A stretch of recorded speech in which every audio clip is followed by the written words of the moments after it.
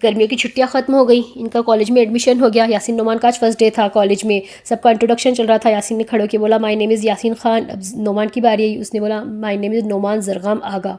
जैसे ही इसका इंट्रोडक्शन सुना सारी लड़का लड़की इसको देखने लग गए, क्योंकि वो फैक्ट्री वायरस वाला कांड सबको याद था और सब लोग ये समझते थे कि जरगाम आगा ये असली कल्प्रिट थे और ये जरगाम आगा का बेटा है और ये हमारे साथ हमारे कॉलेज में पढ़ेगा। अब इन दोनों ये लोग को नहीं जानते थे कि ये लोग क्या सोच रहे हैं इनके बारे में। लोग आराम से वहाँ पे कॉलेज कैंपस में खड़े हुए बातें कर रहे हैं। तभी 2-3 लड़कों का मतलब कुछ लड़कों का झुंड आया और वहाँ पे आके नोमान से बदतमीजी करने लग गया। इसके पापा को कुछ अनशन बोला उन्होंने।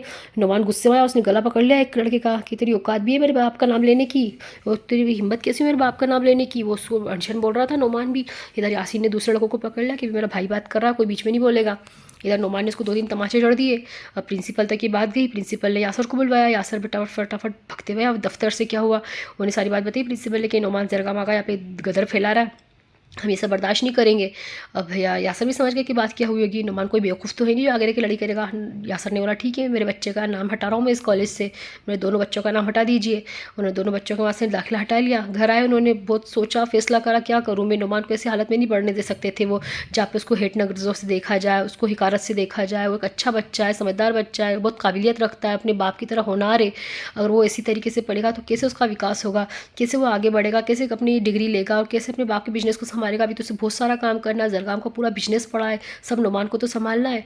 उन्होंने फैसला करा कि मैं नुमान को दूसरे कॉलेज में दाखिला दूंगा, दूसरे शहर में, वहाँ जाके हॉस्टल में पढ़ेगा। सफ़िया कह रही यार ऐसा नहीं कर सकते यासर, आप मेरे बच्चे को आप इतनी दूर कैसे पहुँचा देंगे। यासर ने बोला मैं सही फैसला ले रहा हूँ सफ़िया, तुम मेरा साथ देना, तुम समझना नुमान के हक़ के बेहतर रहेगा ये, वो ऐसे माहौल में नहीं पढ़ पाएगा। आए दिन उसको कोई ना कोई जरगाम का नाम लेके अनशन बोलता है। मेरे बच्चे का दिल किस पे क्या बीतती होगी मैं जानता हूँ, मैं जो भी करूँगा मैं नुमान के हक़ में ही करूँगा। सफ़िया ने बोला और फिर यासीन को कैसे संभालेंगे, यासीन रह लेगा नुमान के बगैर।